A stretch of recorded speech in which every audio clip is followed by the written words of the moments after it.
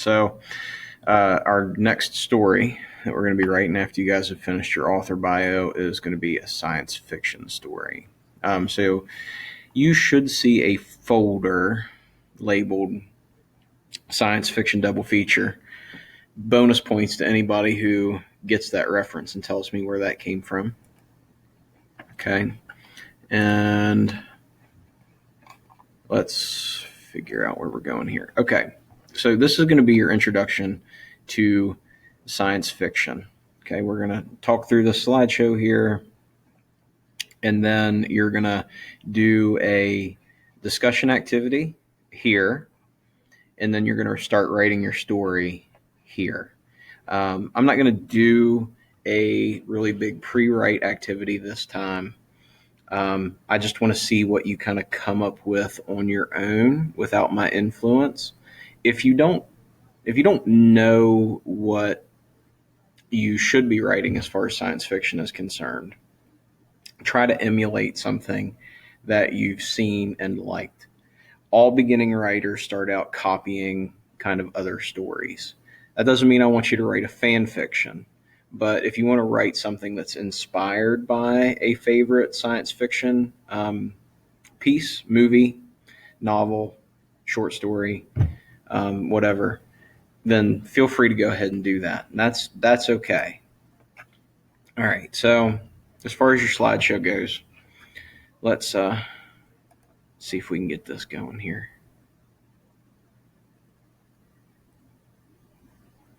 Okay. So science fiction, right? Science fiction is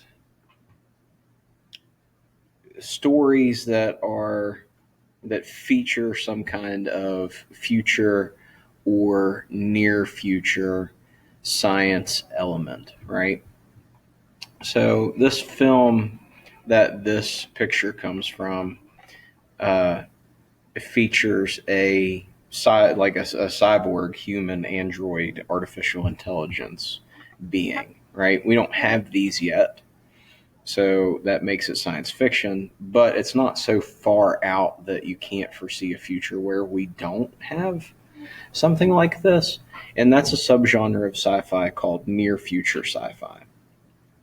All right. So this guy is Ray Bradbury. He is probably my favorite science fiction author. Many of you have probably read Fahrenheit 451 in 10th grade if they're still teaching that. And Fahrenheit 451 is an example of science fiction. Bradbury also wrote another science fiction narrative called The Veldt. And basically, what The Veldt is there's television rooms. There's a whole room that's a TV. And so here's an example of a science fiction premise, right? What would it be like if I had a TV in my house where all of the things, all of the surfaces in the room were television monitors? So the roof of the room, the floor, all of the walls are all screens, right? And what Bradbury kind of discusses and what he wants to warn against that is that the kids end up kind of being raised by the television. Sound familiar, right? Kids being raised by their electronics. And in the end, of that story, the parents threaten to unplug the television room, and the children end up killing the parents because they identify more with the television than they do with their own families. Right? So that's an example of a sci-fi story, right? Oh, why aren't my slides appearing? Okay, I'm going to pause this and then I'm going to come back. And we're back. And now it's fixed. Okay, so characteristics of science fiction: alternate universes. Okay, so strange, faraway lands, distant galaxy, and all the time long, long ago, right? So we're talking things like The Maze Runner, The Hunger Games, Star Wars, Star Trek, Rick and Morty, right? All of these different locales where the rules are a little bit different than the ones that we have. So things like The Giver, right? So in those kind of stories, the the world is kind of a character itself, right? So the author has to do a lot to educate us about how the world is different. Um, you guys need to be careful about writing those kind of stories because you are doing a short story format. So you need to kind of stay a little bit closer to what our reality is so that you don't have to communicate all of the rules and the things that you've changed. Okay. So usually science fiction stories will have some kind of non-human characters. So robots, zombies, aliens. Um, they don't have to have non-human characters, but in often cases they do. Okay. Science fiction stories are often allegorical. And what this means is that they're trying to warn us about some kind of behavior that we have or that we're exhibiting, right? So if you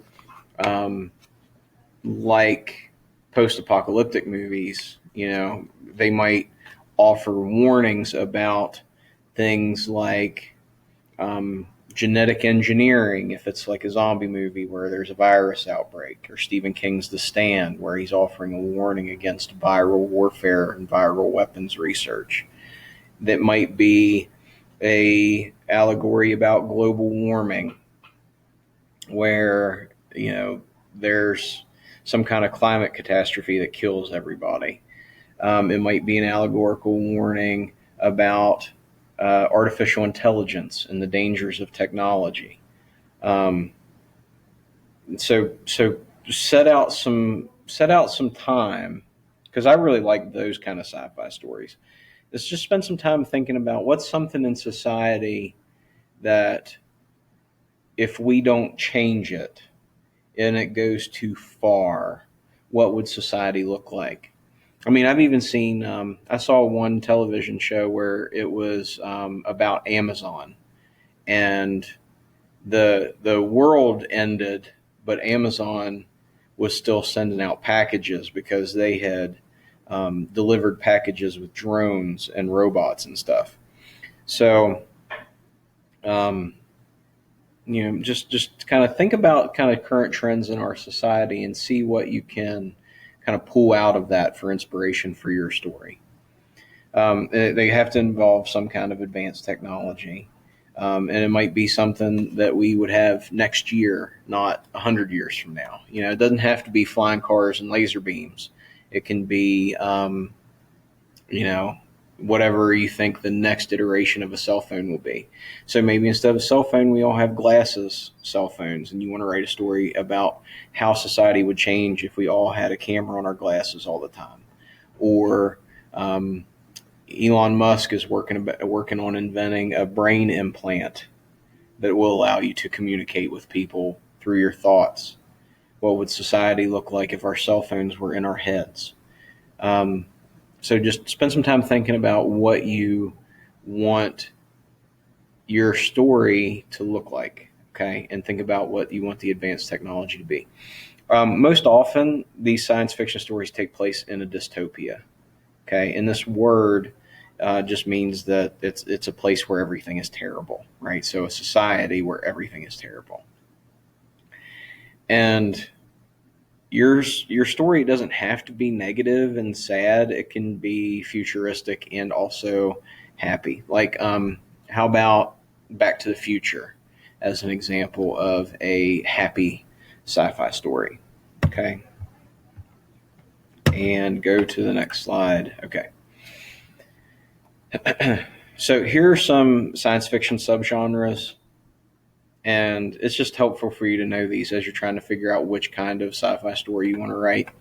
Um, Hard science fiction, this would be like Andy Weir's The Martian, where your reader expects you to actually understand science. I don't imagine that you guys are going to be leaning toward hard science fiction, but science is the primary narrative. Character kind of takes a back seat. So I would recommend that you not really attempt that one unless you're planning on having a science teacher help you with it.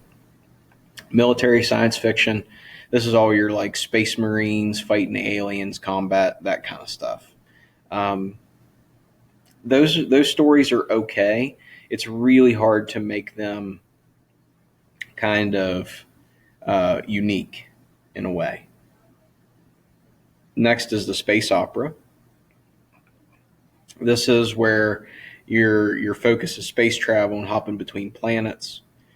And then steampunk is another example of a subgenre, which is where it puts a futuristic technology in the past, right? So how would the world be different if we had an electricity based society in 1776, right?